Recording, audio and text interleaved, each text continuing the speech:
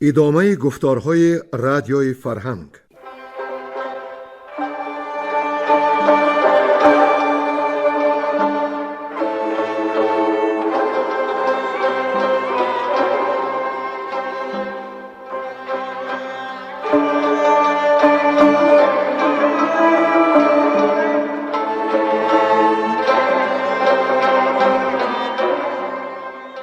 بسا رنج بردم در این سال سی، عجم زنده کردم بدین پارسی. بسا رنج بردم در این سال سی، عجم زنده کردم بدین پارسی.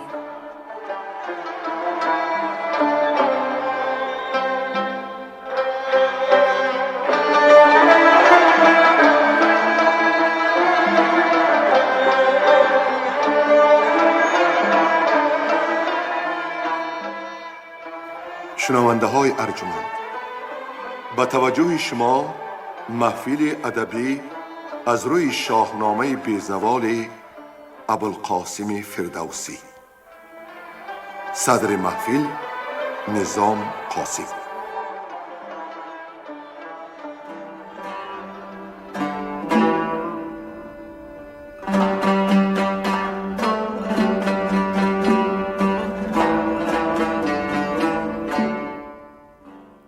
شنونده های عزیز، در گفتار پیشین گفتیم که بار شاه بهرام پس از شکار مهمان بازارگان شد و دلتنگی بازارگان و همت شاگرد او را دیده به اندیشه رفت.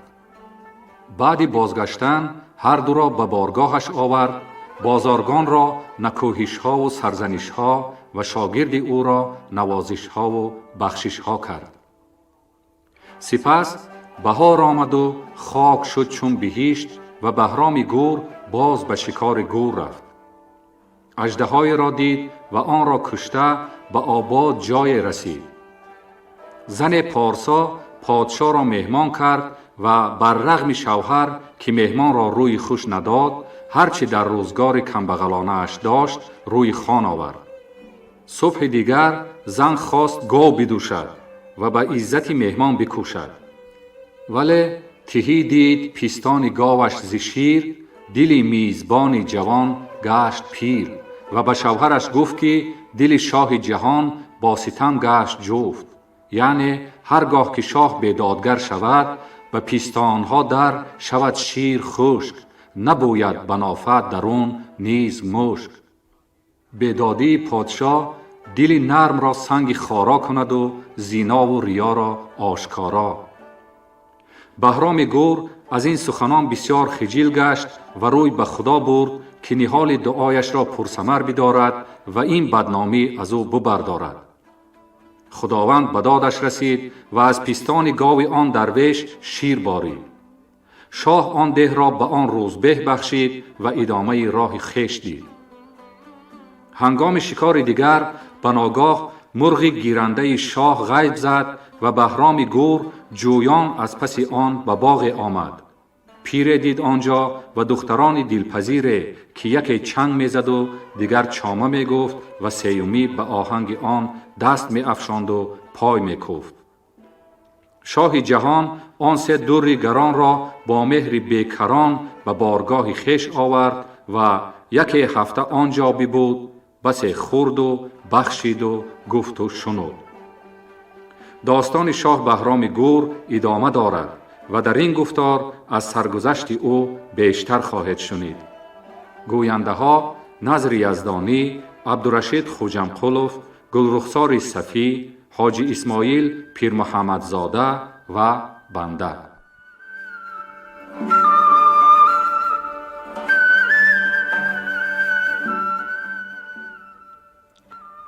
هنر نمودن بهرام گور به نخچیر و خواستن دختر گوهر فروش.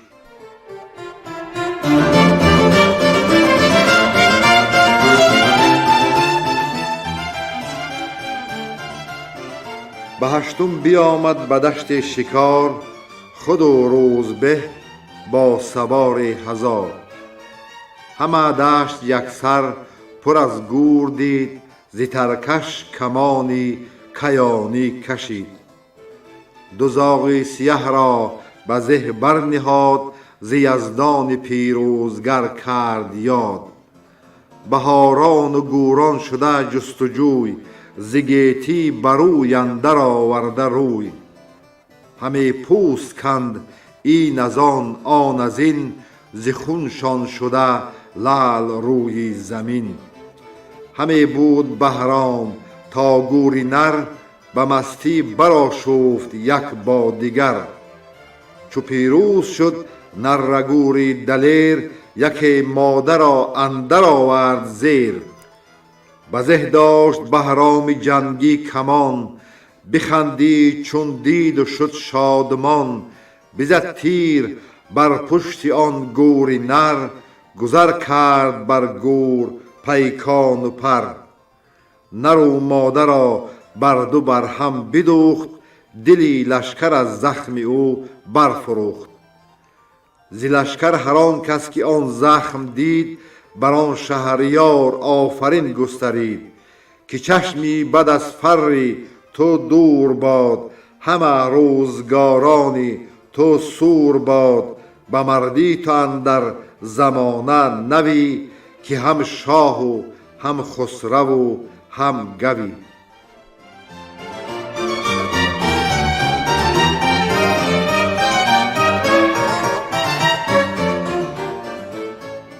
کشتن بهرام شیران را و رفتنش به خانه گوهر فروش و خواستن دختری او را.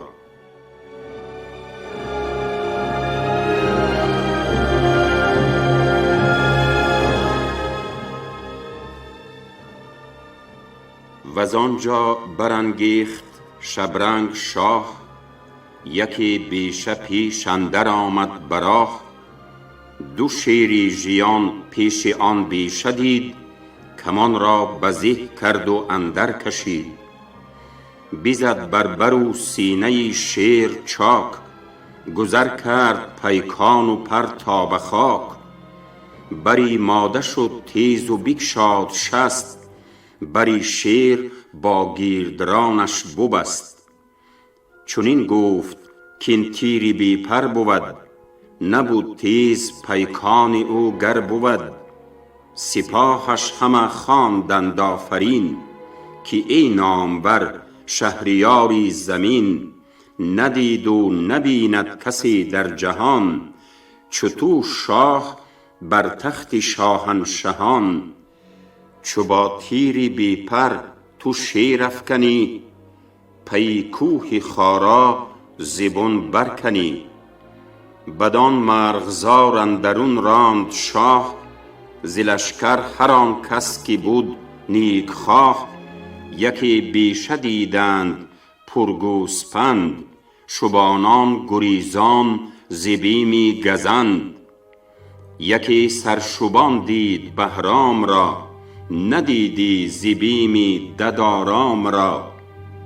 بدو گفت بهرام کین گوسپند، کی دارد بدین جای ناسودمند؟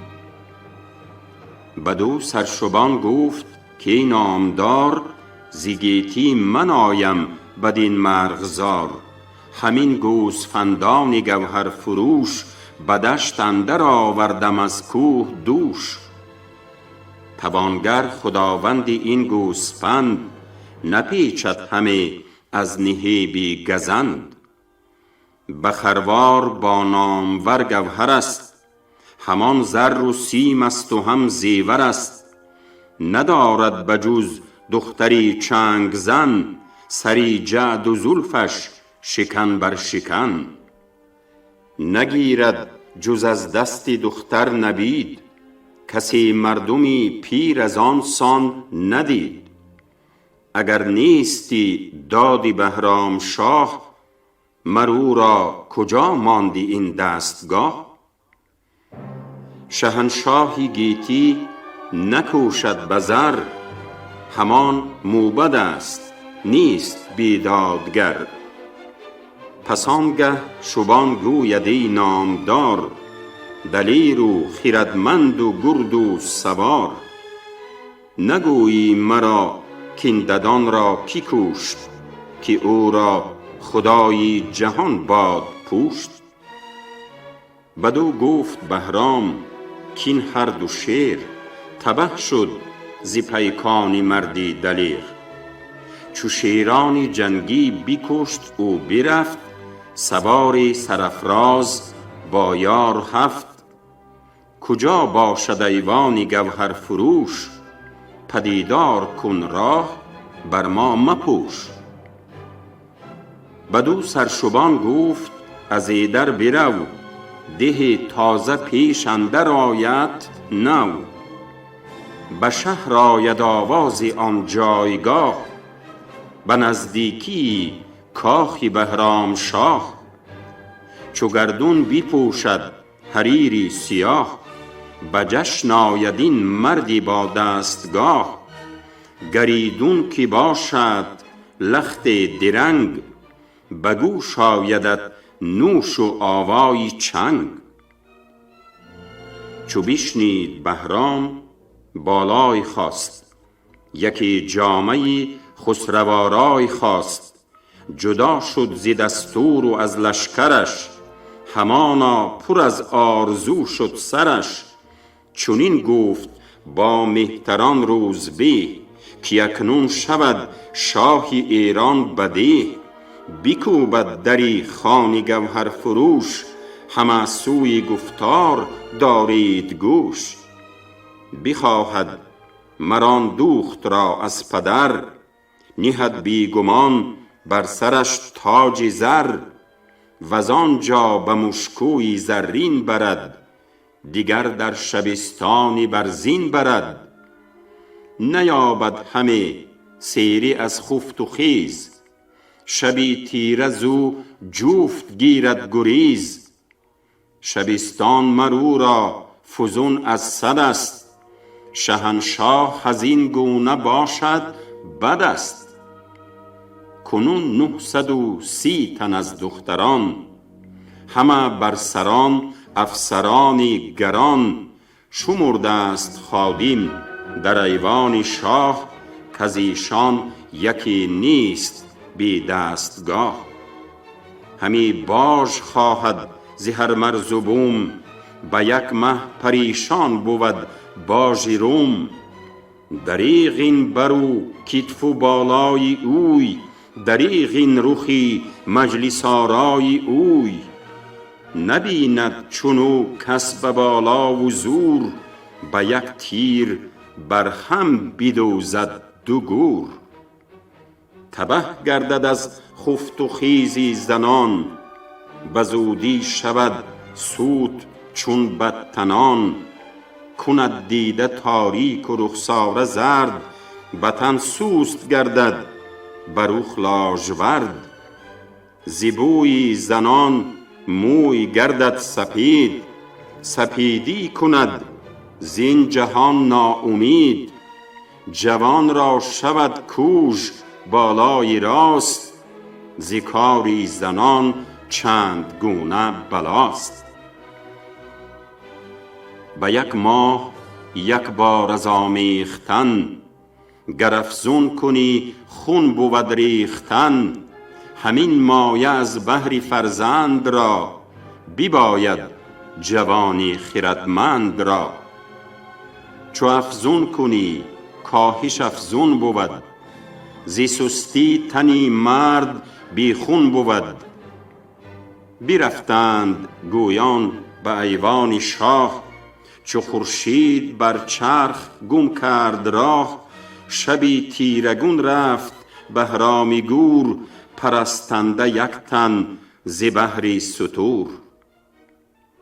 بشد شاه تا خان گوهر فروش، چو آوازی چنگ اندر آمد به گوش. همی تاخت گلگون بر آوازی چنگ، سوی خانی بازارگان بی درنگ.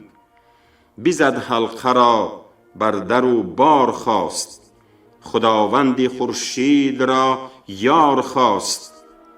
پرستنده مهربان گفت کیست، زدن در شبی تیره از بهر چیست.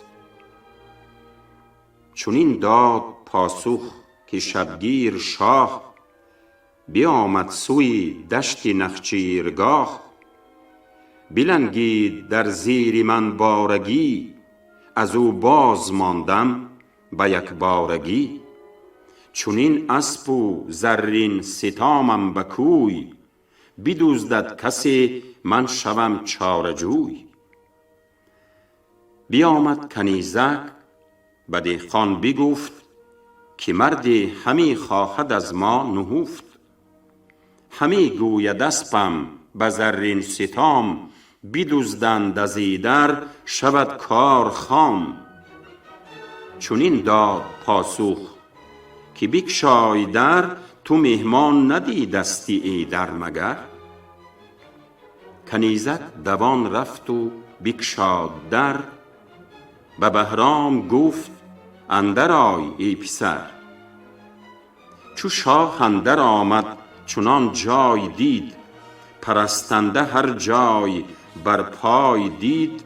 چنین گفت کی دادگر یک خدای، به خوبی توی بنده را رهنمای.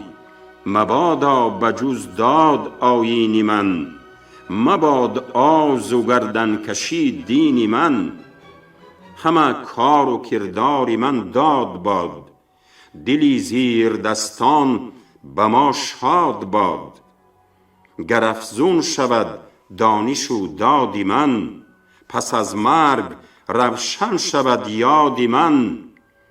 همه زیر دستان چو گوهر فروش، بمانند با ناله چنگ و نوش. شهنشه به بالای ایوان رسید، ز در دختری نامور را بدید.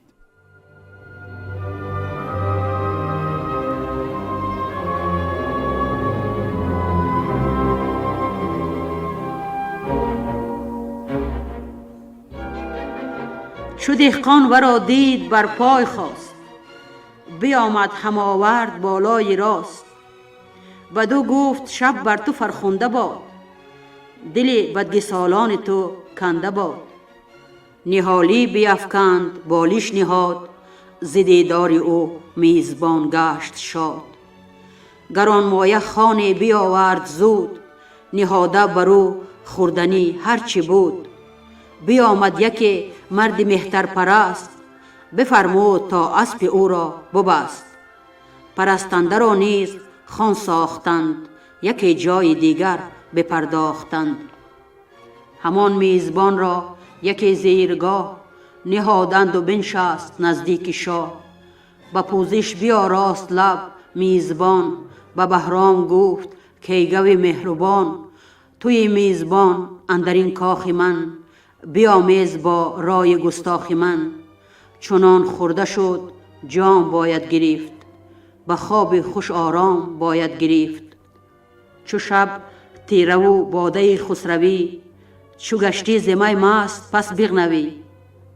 چو از خواب بیدار گردی پگاه، همه تاخت باید به آیین شاه.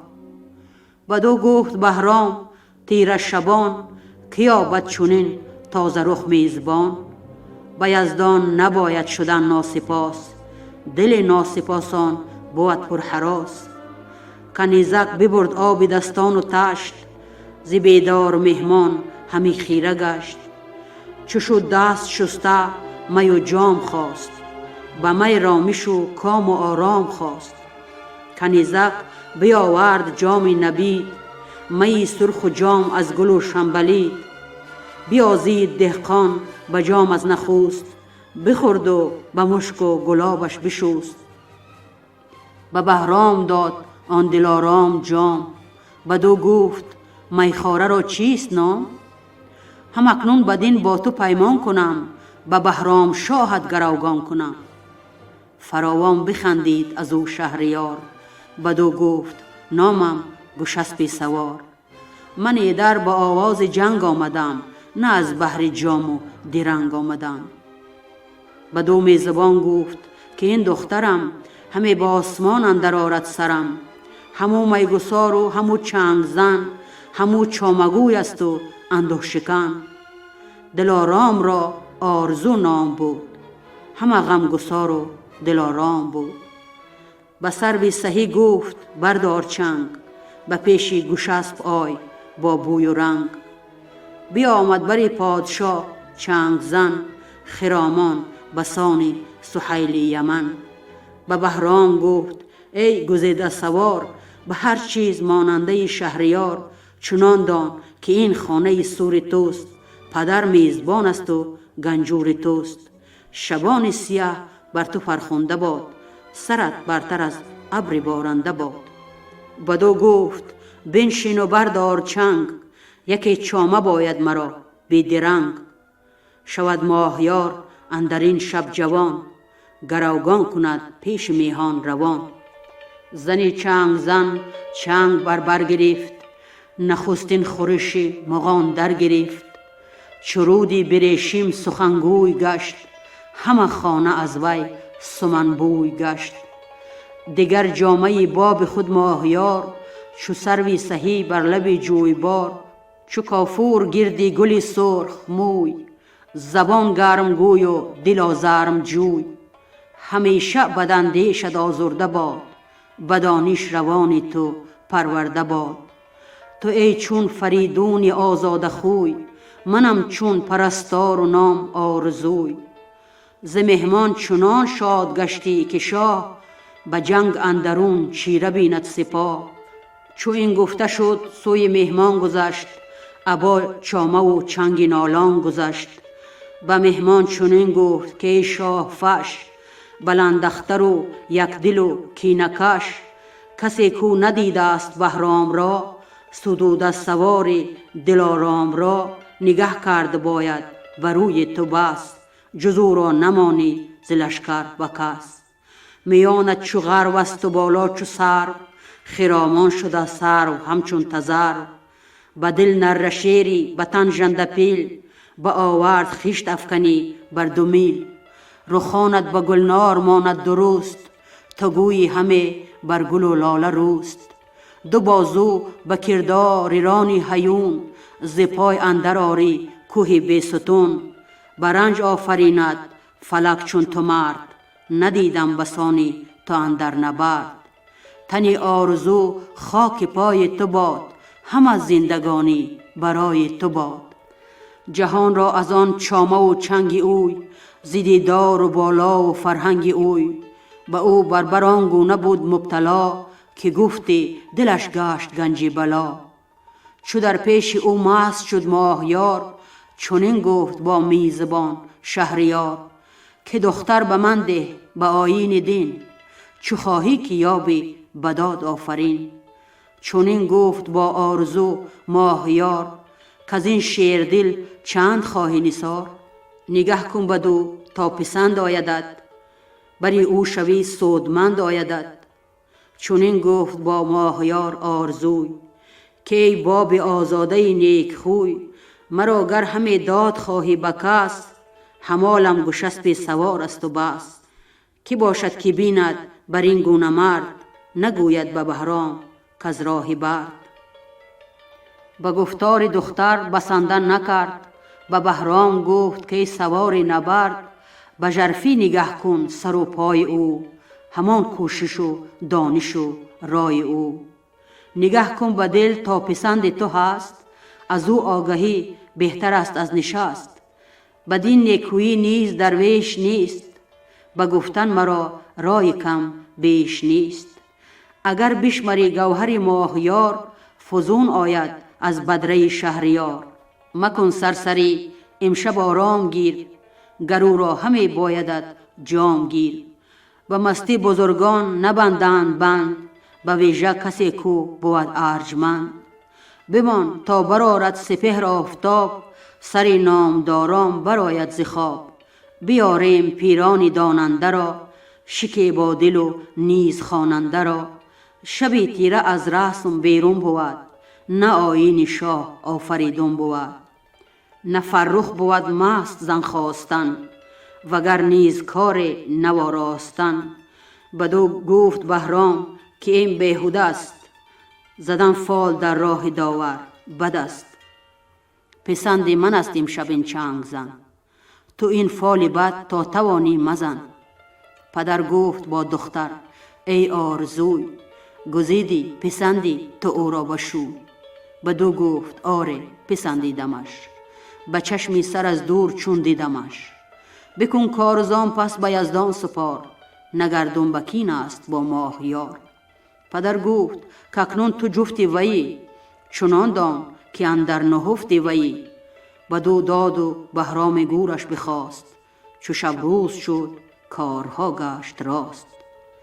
پرستنده تازانه شهریار، بیاویخت از درگه ماه یار. سوی حجره خیش رفت آرزوی، سراسر همه خفته شد چار سوی. بیامد به جای دیگر ماه یار، همی ساخت کاری گشسپی سوار. پرستنده را گفت درها ببند، کسی را بتازان سوی گوسپند. نباید که آرند خان ببره، بره نیز پرورده باید سره. چو بیدار گردد فقاع و یخار، همی باش پیشی گشسپی سوار. یکی جام کافور بر با گلاب، چنان کن که بویا بود جای خواب. من از جام می همچنانم که دوش، نتابد ز می پیر گوهر فروش. بگفت اینو چادر بسر برکشید، تن آسانی و خواب را برگزید.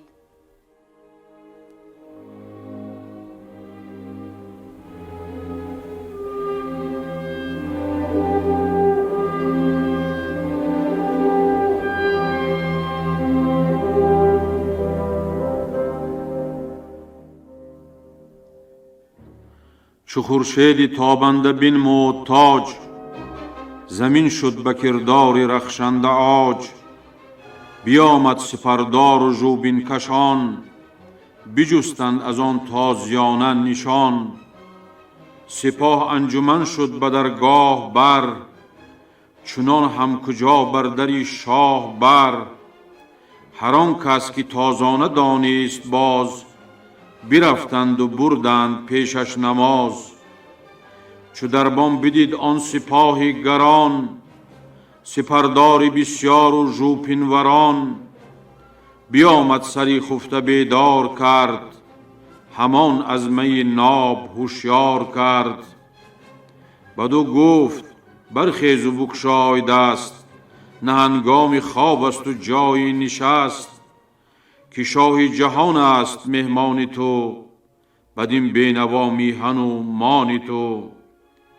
یکایک دلی مردی گوهر فروش، زی گفتار دربان در آمد به جوش. بدو گفت کین از چی گویی همه، پی شهریار از چی جویی همه. همان چون زی گوینده بشنید مست، خروشان از آن جامه بر پای جست. زی دربان برآشفت و گفت این سخن، نگوید خردمند مردی کهن. پرستنده گفت ای جهان دیده مرد، تو را بر زمین شاه ایران کی کرد؟ سپاه است چندان به درگاه تو، که گر بگذری تنگ شد راه تو. هر آن کس که آید به درگه فراز، برند آن پلاس کهن را نماز. بیامد پرستنده هنگام روز، که پیدا نبود نور گیتی فروز.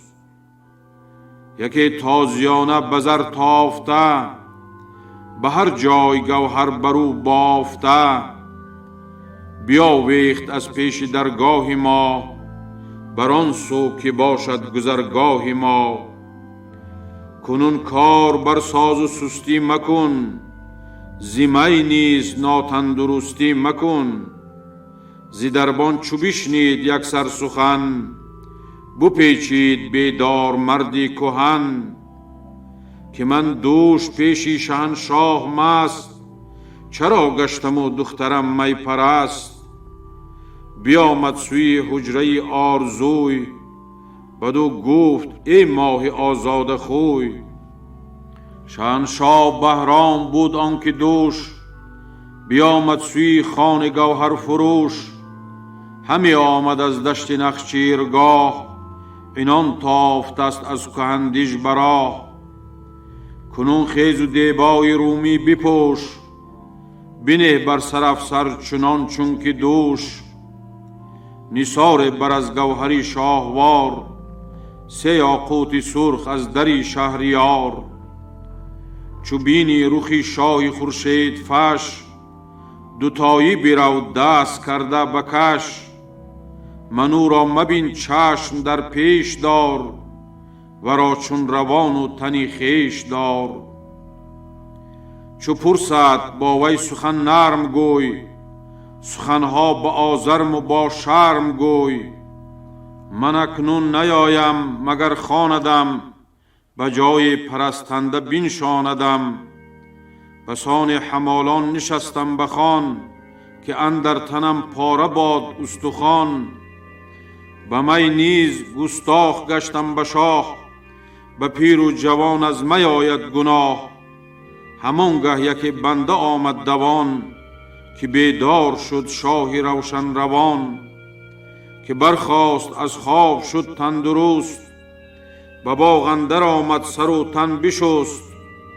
نیایش کنان پیش خورشید شد، ز یزدان دل پر ز امید شد. و آنجا بیامد به جای نشست، یکی جام می خواست از می پرست. چو از کهتران آگهی یافت شاه، بفرمود تا باز گردد ز راه. بفرمود تا پیش رفت آرزوی، همی بودش از آرزو آرزوی. برفت آرزو با می و با نثار، پرستار با تاج و با گوشوار.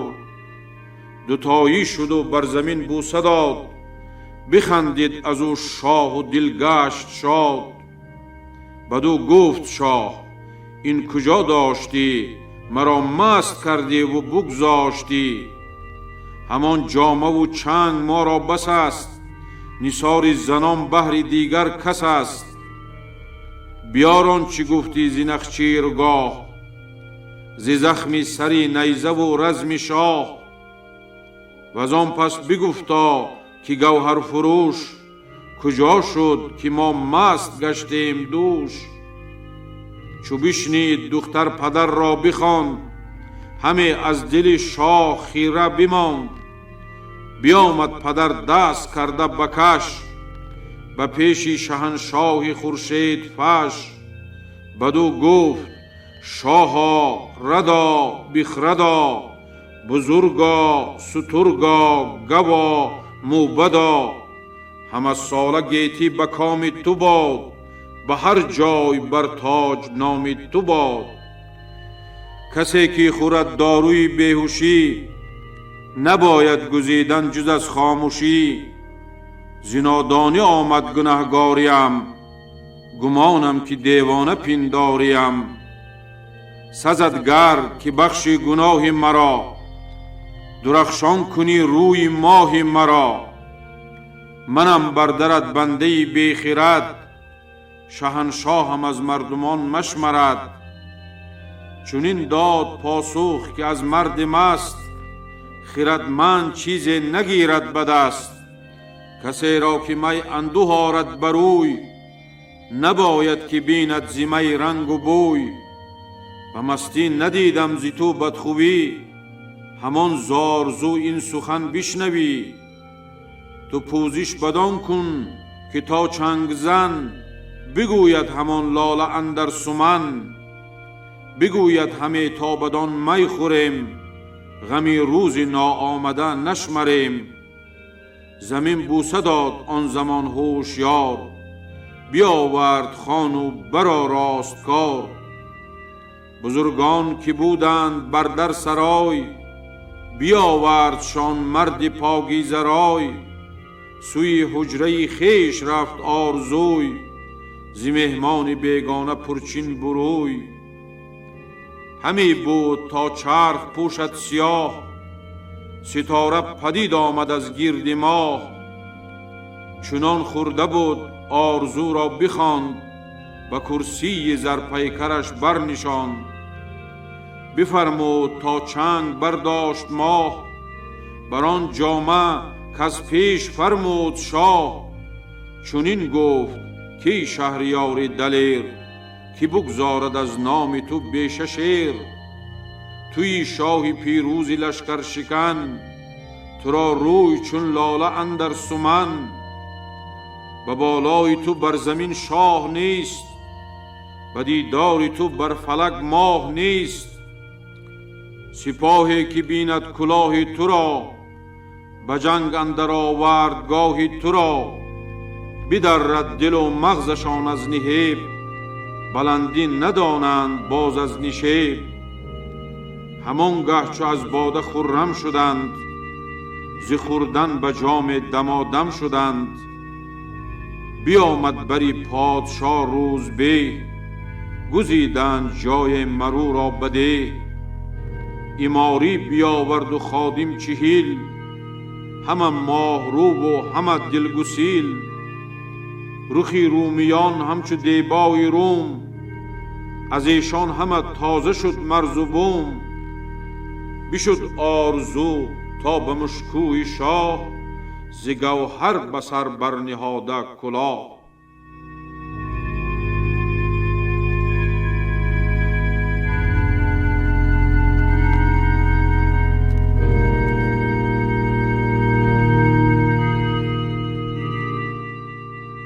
داستان بهرام گور با فرشیدورد کدیور و مرد خارکن.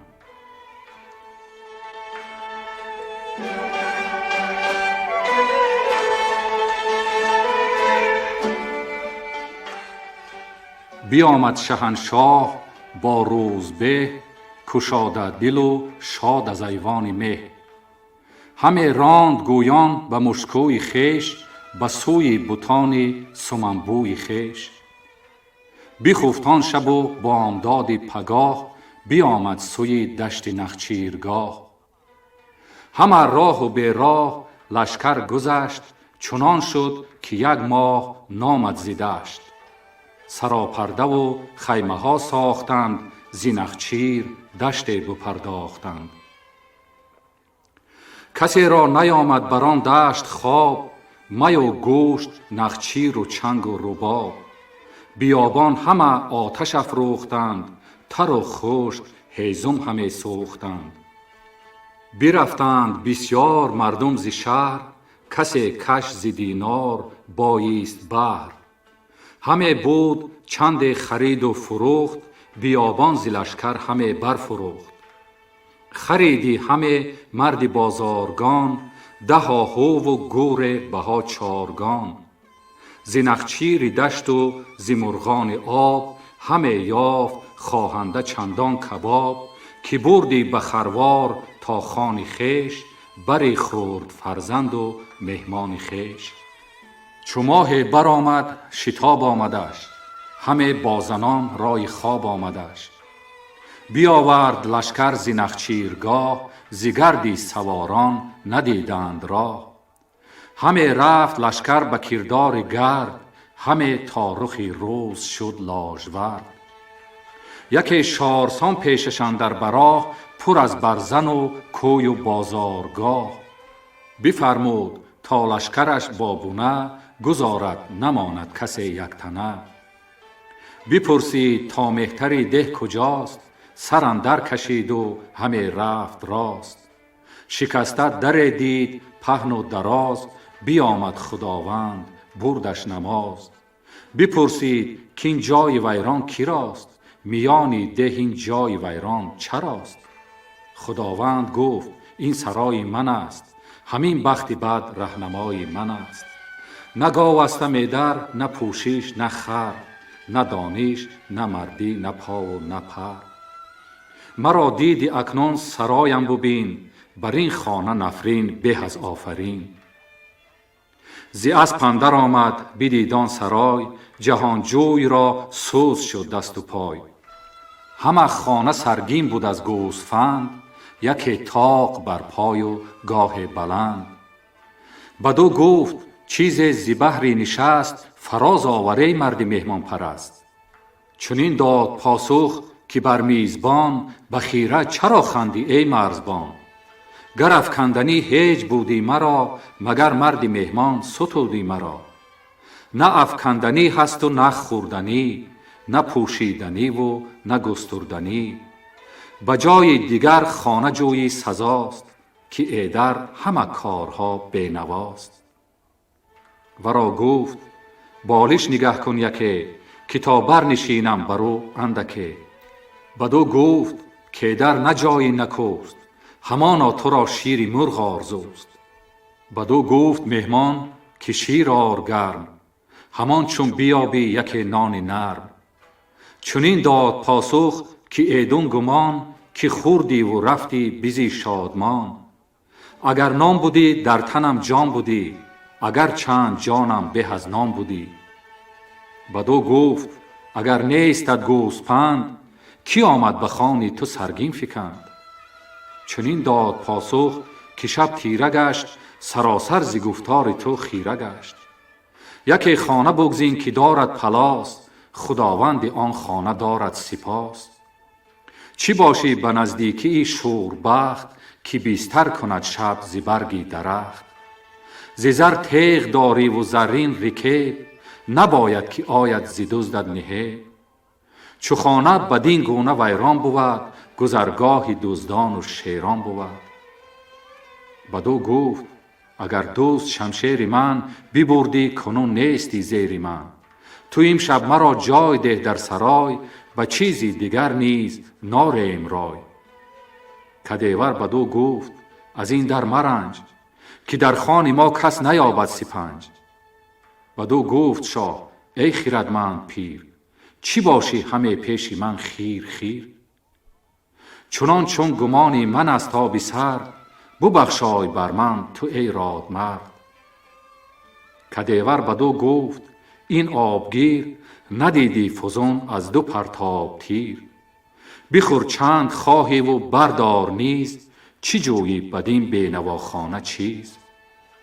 همانا ندیدی تو درویش مرد، زی پیری فرو مانده از کار کرد. چنین داد پاسخ که گر مهتری، به آب مکن جنگ با لشکری. چی نامی بدو گفت فرشیدور، نه بوم و نه پوشیش نه آب و نه خور. بدو گفت بهرام با کامی خیش، چرا نان نجویی و آرامی خیش. کدیور بدو گفت پروردگار، سر آرد مگر بر من این روزگار. ببینم مگر به تو ایوان خیش، ستایش کنم پیش یزدان خیش. چرا آمدی در سرای تهی، که هرگز مبادت مهی و بهی. بگفتین و بگریست چندان بزار، که بگریخت ز آواز او شهریار. بخندید از آن پیر و آمد براه، دمادم بیامد پس او سپاه.